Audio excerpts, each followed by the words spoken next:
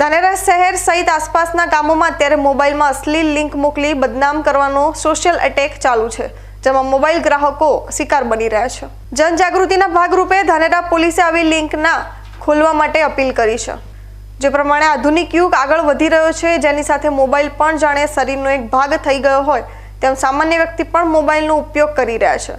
જો કે દિવસે દિવસે મોબાઈલ ઘાતક અને મુશ્કેલીનું સર્જન કરનાર પણ સાબિત થઈ રહ્યા છે। ધાનેરા તાલુકામાં શરમજનક રીતે એક અશ્લીલ લિંકનો શિકાર મોબાઈલ ગ્રાહકો થઈ રહ્યા છે। પોતાના મોબાઈલમાં આવતી એક લિંકને જો મોબાઈલ ગ્રાહક ખોલે તો તેનો મોબાઈલ હેક થઈ જાય છે અને લિંકમાં આવેલા અશ્લીલ ચિત્ર તેના તમામ સોશિયલ એકાઉન્ટમાં આપોઆપ ચાલ્યા જાય છે। વોટ્સઅપની પ્રોફાઇલ હોય કે પછી સ્ટેટસ કે પછી ફેસબુક સાથે અન્ય એપ્લિકેશનમાં અશ્લીલ ચિત્ર પહોંચી જાય છે। સાથે મોબાઈલ ગ્રાહક જે ગ્રુપમાં હોય તે તમામ ગ્રુપમાં પણ અશ્લીલ ચિત્ર તેના નંબરથી પહોંચી જાય છે।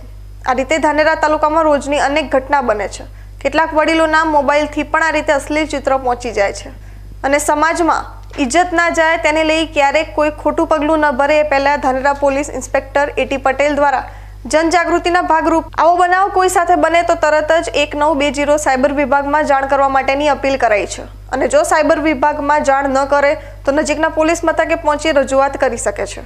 પોલીસ સ્ટેશન તેમજ આજુબાજુના વિસ્તારમાં એક સાયબર ઠગ દ્વારા નવી એક લિંક મોકલવામાં આવે છે અને તેનાથી લોકોને ઠગવામાં આવે છે।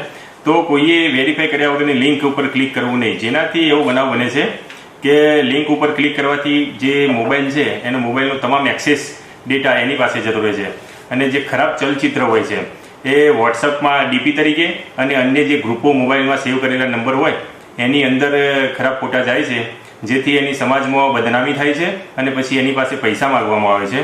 તો આવી વેરીફાઈ કર્યા વગર કોઈ પણ લિંક ઉપર ટચ નહીં કરવું અને જો કોઈની સાથે આવો બનાવ બને છે તો 1930 ઉપર કોલ કરવો, જે સાયબર માટેનો નંબર છે, અને નજીકના પોલીસ સ્ટેશનમાં સંપર્ક કરવો।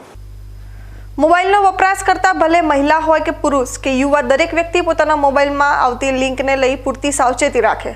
લોભામણી જાહેરાત કે પછી મનોરંજન માટેની લિંકને ખોલવી નહીં, જેથી મોબાઈલ ઉપયોગ કરતી વખતે સાવધાન રહેવું પણ આજના જમાનામાં જરૂરી છે।